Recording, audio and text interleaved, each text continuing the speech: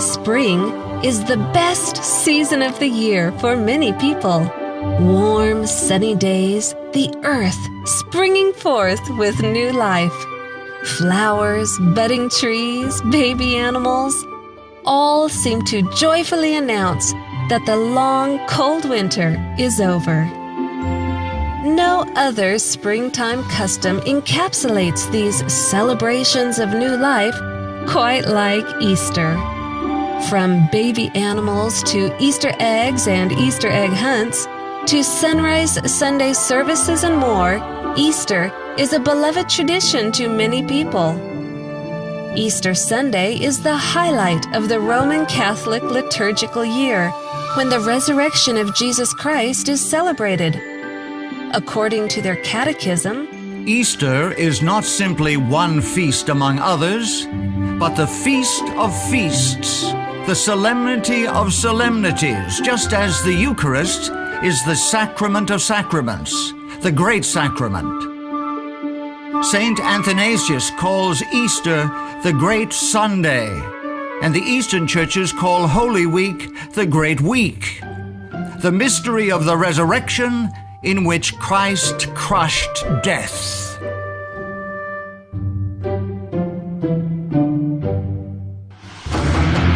The origins of Easter, however, reveal that it flows directly from ancient paganism. Shortly after the flood, Nimrod re-established idolatry in the earth.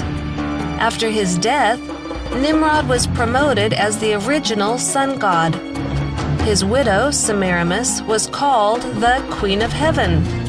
Various cultures continued the idolatry of these original pagans under different names. To the Egyptians, Semiramis was Isis. To the Babylonians, she was Beltis, consort to the god Bel. To the Canaanites, she was Astarte. The Assyrians called her Ishtar. The worship of these goddesses involved occult fertility practices. These degrading rites were practiced even by the Israelites when in apostasy. Yahuwah clearly denounced any Israelite involvement in these pagan celebrations. Do you not see what they do in the cities of Judah and in the streets of Jerusalem?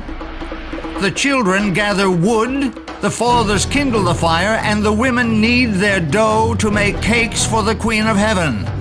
And they pour out drink offerings to other gods, that they may provoke me to anger. And he said to me, Turn again, and you will see greater abominations than they are doing. So he brought me to the door of the north gate of Yahuwah's house, and to my dismay, women were sitting there, weeping for Tammuz. Modern Easter has no basis in the pure religion of heaven. All of its traditions are pagan. Rabbits and dyed Easter eggs symbolize fertility. Hot cross buns were the cakes offered to the Queen of Heaven. The 40 days of weeping for Tammuz are now the 40 days of Lent leading up to Easter. Sunrise services were performed by pagan priests to honor the sun god. Celebration of Easter does not honor the death and resurrection of the Savior. Participation in pagan practices honors Satan. No amount of renaming it by Christian names can purify Easter of its pagan origins. Easter is much more than a pagan impostor pretending to be Christian, lurking behind the pretty facade. Easter is a cover-up for the greatest fraud of all time, a calendar change which hides the true day of the resurrection and the true seventh-day Sabbath. As the years passed and the first Christians died, paganism began to corrupt the once pure faith. The Church in Rome, greedy of ever greater power, sought ways to increase her influence. To conciliate the pagans to nominal Christianity, Rome, pursuing its usual policy, took measures to get the Christian and pagan festivals amalgamated, and by a complicated but skillful adjustment of the calendar, it was found no difficult matter in general to get paganism and Christianity, now far sunk in idolatry, in this as in so many other things, to shake hands. This change of the calendar in regard to Easter was attended with momentous consequences. It brought into the church the grossest corruption and the rankest superstition. This change of calendar also changed the day of worship. This is admitted by Roman Catholics who point to it as the sign of their authority. Sunday is purely a creation of the Catholic Church.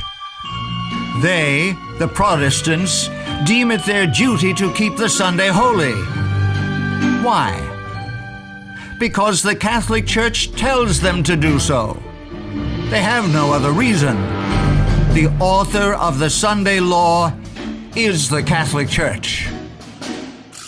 One Catholic bishop went so far as to state, "It was the Catholic Church which made the law, obliging us to keep Sunday holy.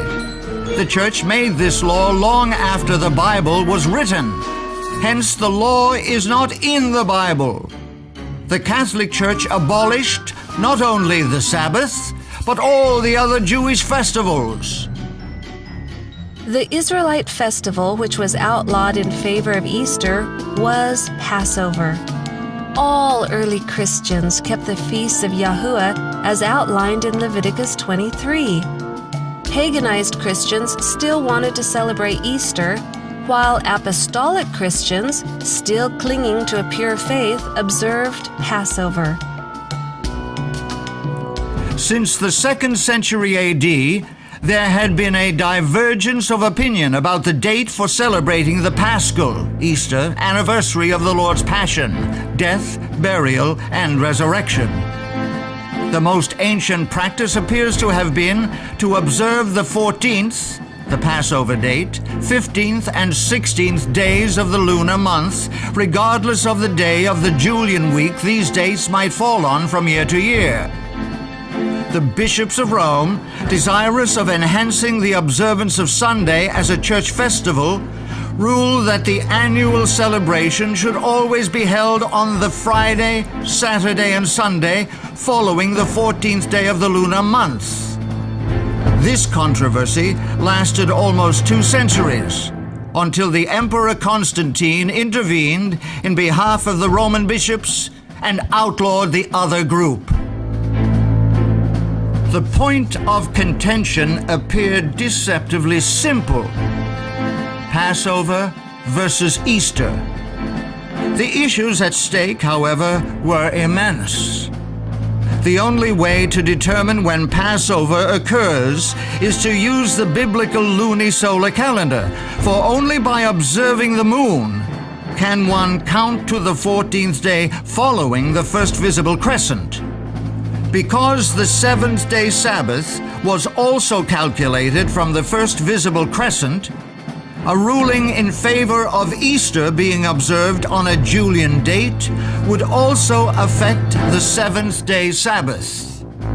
These contentions had agitated the churches of Asia since the time of the Roman Bishop Victor, who had persecuted the churches of Asia for following the 14th-day heresy, as they called it, in reference to the Passover.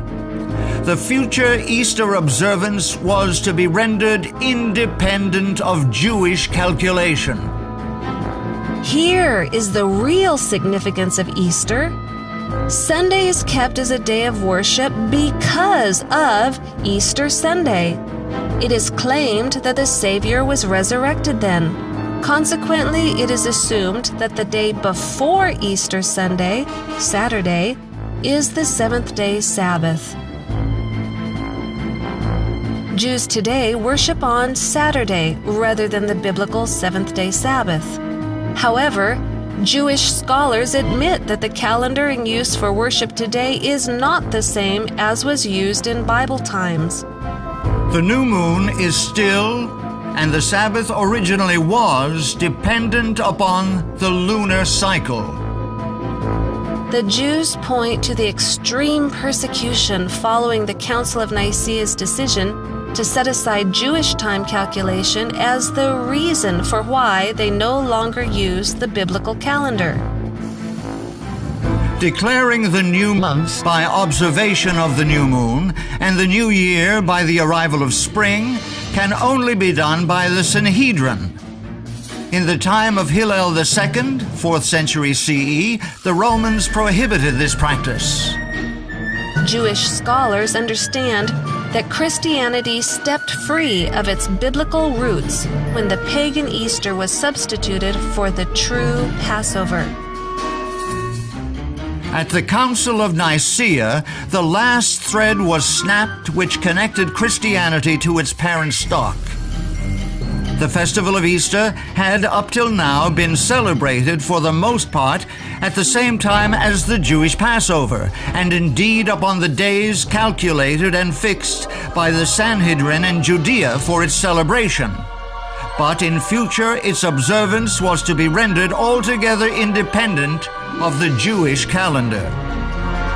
Emperor Constantine stated, "For it is unbecoming beyond measure that on this holiest of festivals we should follow the customs of the Jews. Henceforward, let us have nothing in common with this odious people. Our Savior has shown us another path. It would indeed be absurd if the Jews were able to boast that we are not in a position to celebrate the Passover without the aid of their rules or time calculations." The truth is, Easter is a fraud. It is not the day upon which the Savior arose from the grave, nor is Saturday the seventh-day Sabbath of the Bible. Easter is, and has always been, a pagan holiday celebrating fertility. It was substituted for Yahuwah's Passover at the Council of Nicaea in the 4th century when the Church of Rome decided to set aside Hebrew calculation of time. Now, in this last generation, truth is to be restored. All who wish to express their gratitude for the death of their Savior will commemorate it on the day upon which he died, Passover. This can only be calculated by the original calendar of creation. Any other observance gives honor to Satan, the one who has set himself up in opposition to heaven. Today, you can choose which day represents your beliefs, Passover or Easter. You can choose to which power you wish to give honor and worship, the Savior or his enemy, Satan. You can choose on which day, calculated by which calendar, you offer that worship. The choice is yours.